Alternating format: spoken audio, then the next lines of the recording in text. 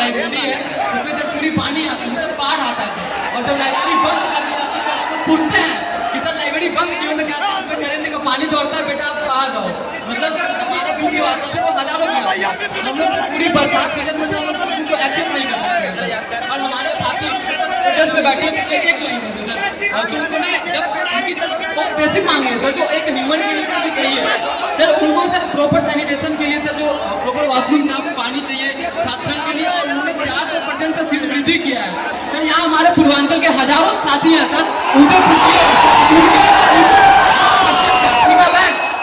पूछिए सर, हमारे घर के सर जो मैक्सिमम इनकम होती है सर 70% से ज्यादा लोगों के पास वो 8 लाख रुपए है सर। और हमारे जो हॉस्टल की फैसिलिटी और फीस है सर वो 30-40 के पास देश में सबसे महंगी जो हमारे जो संघ के आका ऊपर जो बैठे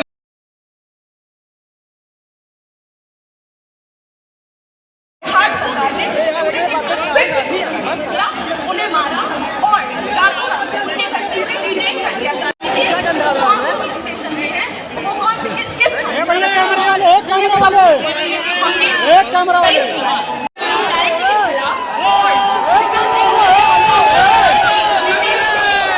एक प्रोटेस्ट अपने यूनिवर्सिटी के सीआरपीएफ और एसडीएम और हमारे वाइस प्रेसिडेंट यूनिवर्सिटी के गेट से घुसने नहीं दिया जा रहा था, फिर भी क्योंकि मेरा लीड नहीं किया जैसे तैसे हमारे कुछ फेलोज जो प्रोटेस्ट ज्वाइन करने आ ही रहे थे और कुछ फेलोज को लाठी चार्ज बिना किसी मेडिकल ट्रीटमेंट उनका सर 10 से 12 घंटा फूटा रहता है पुलिस।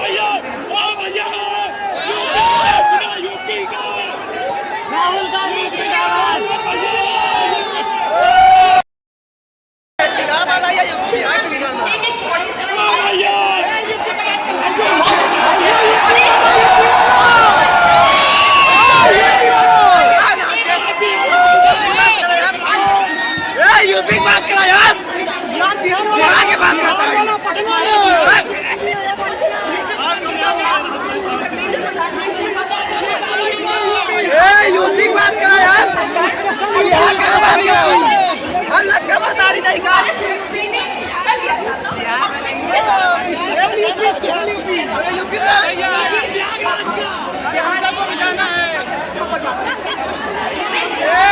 बात करा यार,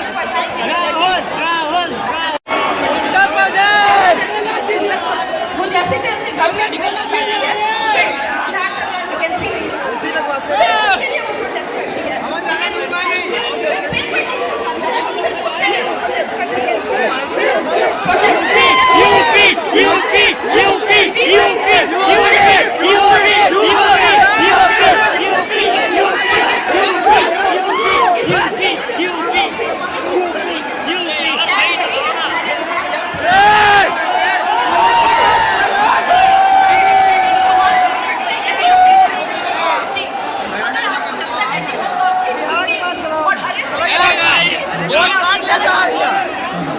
और सर कल को अगर आप गवर्नमेंट रूलिंग पार्टी बने तो हमें ये एक्सपेक्ट है कि जैसे आप स्टूडेंट्स के खिलाफ स्टूडेंट के साथ करें वैसे कल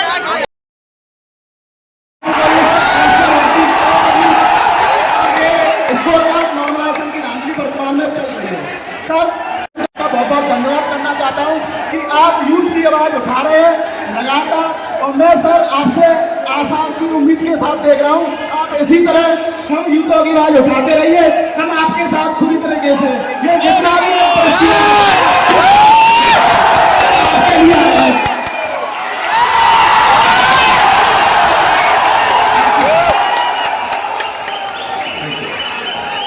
तो आपने सुनी उत्तर प्रदेश के स्टूडेंट्स की आवाज।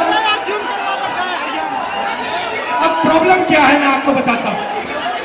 प्रॉब्लम है कि आप पढ़ाई करते हो, पैसा डालते हो, मेहनत करते हो, मगर रोजगार के सारे दरवाजे हिंदुस्तान में बंद पड़े हुए हैं, एक दरवाजा खुला नहीं है। दरवाजे कौन से हैं? पहला दरवाजा मैन्युफैक्चरिंग का। आज दुनिया में आपको मेड इन वियतनाम दिखेगा, मेड इन बांग्लादेश दिखेगा, मगर मेड इन इंडिया नहीं दिखेगा।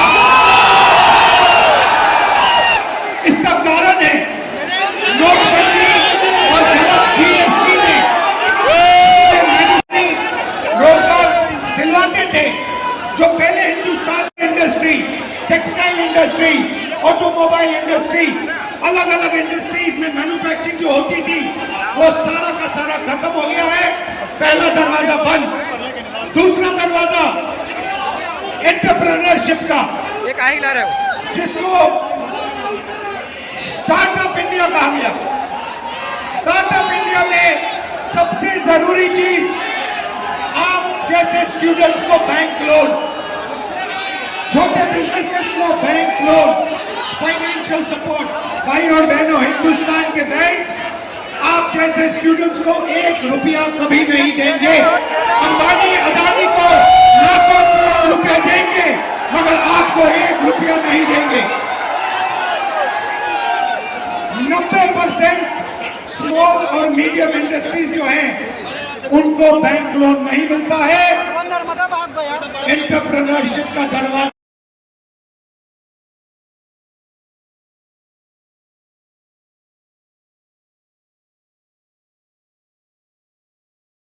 बड़ा स्कैम है, क्योंकि इनकी अकाउंटेबिलिटी पेश करने वाला नहीं है। ये नॉर्मलाइजेशन फॉर्मूला जारी नहीं करते हैं। मैं इन्हीं छात्रों में से कोई एक जरूर हूं, क्योंकि मैंने अपनी तैयारी 2018 में शिक्षक भर्ती के लिए की थी। आज तक मैं उसी की तैयारी कर रहा हूं। क्यों?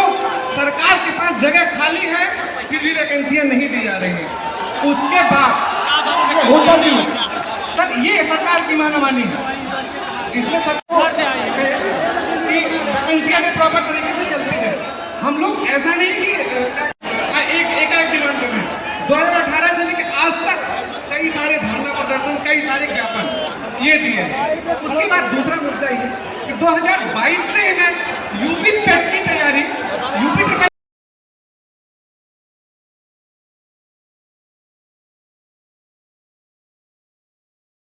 क्लियर नहीं हुई। इसके लिए हम लोगों ने लाठी मारी, ज्ञापन दिया, लोगों से जाके मिले कि हमारी दर्द, हमारे दुख को समझा जाए। लेकिन आज तक सरकार के काम में ये पहुंची नहीं है। इसमें से बहुत सारे ऐसे हमारे भाई बहन हैं इस चीज से पीड़ा है। बताइए। और सर ये है कि देखिए, हमारी कुछ मांगे हैं, आपसे भी है, सरकार से भी है, कि ये जो जितनी वैकेंसियां हैं उसका एक प्रॉपर कैलेंडर तैयार करते हैं। आप चुनाव कराते हैं, 3 महीने में रिजल्ट देते हैं।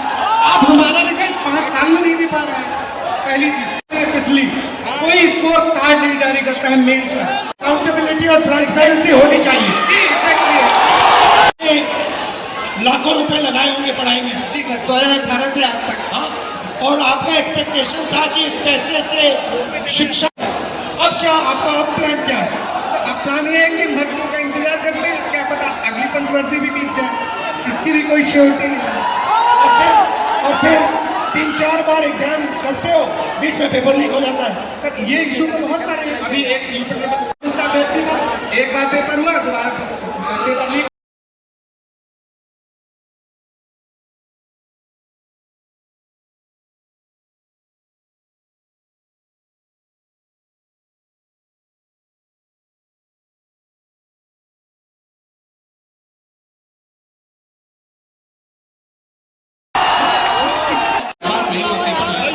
मैं किससे जा रहा हूँ? और सालों आपने मेहनत की और 1 सेकंड में पूरा खत्म हो जाता।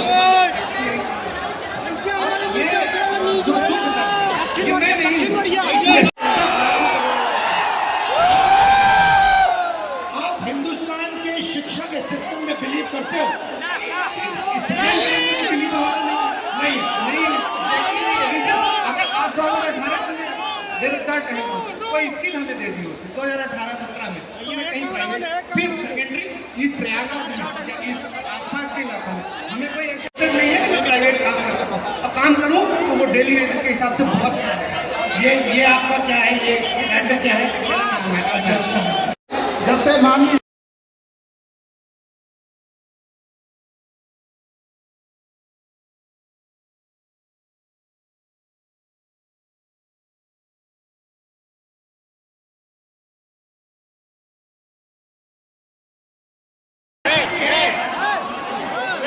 और अगर ये देश आगे बढ़ेगा तो आपके बल पे, आपकी स्ट्रेंथ पे इस देश का फ्यूचर बनेगा। हिंदुस्तान के